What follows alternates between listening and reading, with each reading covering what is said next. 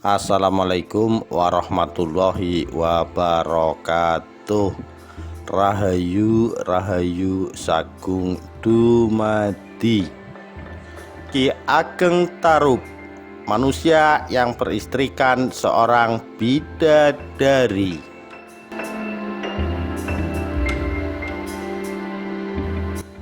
Ditulis oleh Arthurio Octavianus, 28 April 2020.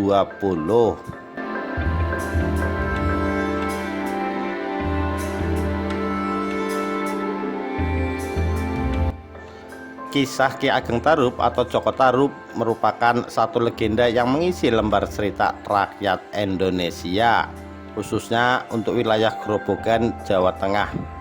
Bahkan beberapa nama tokoh di Grobogan muncul berdasarkan kisah dari manusia yang menikahi bidadari tersebut.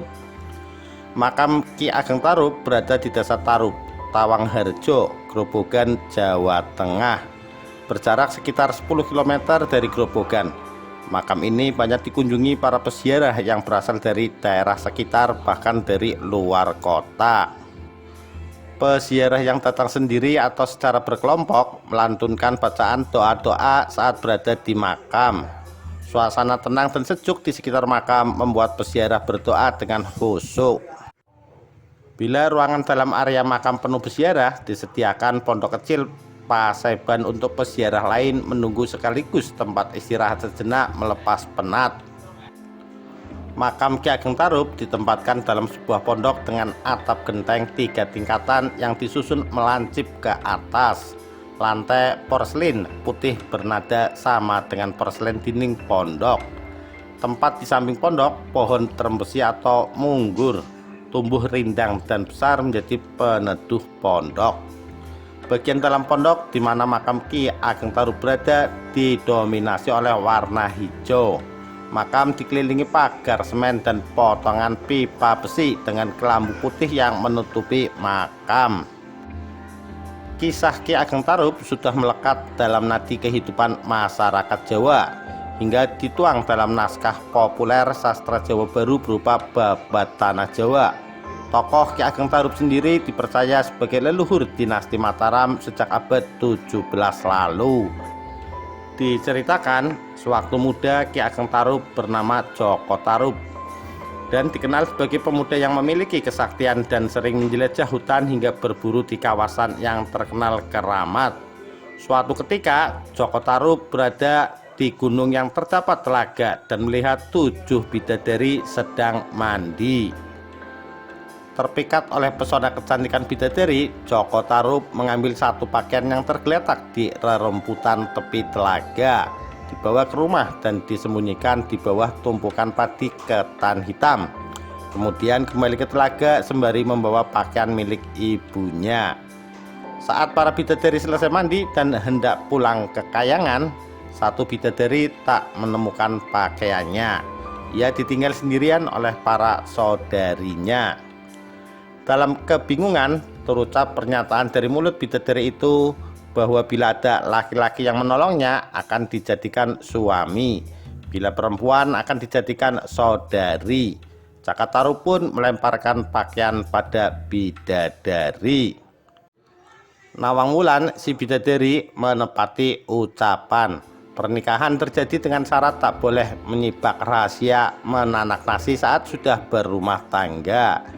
Syarat disepakati hingga pernikahan dikaruniai putri bernama Nawangsih. Awal keretakan bermula saat Nawangsih berada di ayunan dan Nawang Wulan hendak mencuci pakaian di sungai. Saat sedang menanak nasi, sebelum menuju sungai, Nawang Wulan mengingatkan kembali syarat yang tak boleh dilanggar Joko Tarub, juga untuk mengayun putrinya. Ketika Nawang Wulan sudah meninggalkan rumah, Joko Tarub dilanda rasa penasaran. Ia pergi ke dapur, membuka tutup penanak nasi dan melihat isinya. Ternyata sang istri hanya memasak 1 bulir beras. Nawang Wulan kembali dari sungai dan menuju dapur untuk melihat nasi yang sedang ditanak.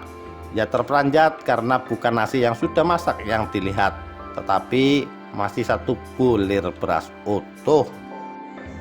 Pertengkaran terjadi. hingga berujung solusi untuk menumbuk banyak bulir padi, karena dibutuhkan buliran beras yang banyak untuk memenuhi kebutuhan makan mereka sehari-hari.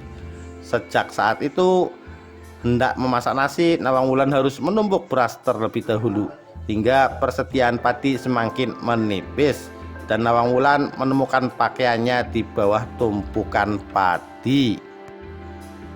Dengan pakaiannya, Nawang Wulan kembali ke Kayangan, meninggalkan Jakatarup dan Nawangsih. Ia berpesan pada Jakatarup bahwa hanya akan kembali sewaktu-waktu saat Nawangsih menangis kehausan air susu. Jakatarup merawat sendiri Nawangsih hingga tumbuh dewasa. Suatu ketika, Jakatarup menerima utusan Brawijaya, Raja Majapahit, yang mengantarkan keris pusaka Kyai Mahesa untuk dirawat oleh Jakatarup. Adapun utusan tersebut adalah Ki Buyut Masahar dan Bondan Kejawan.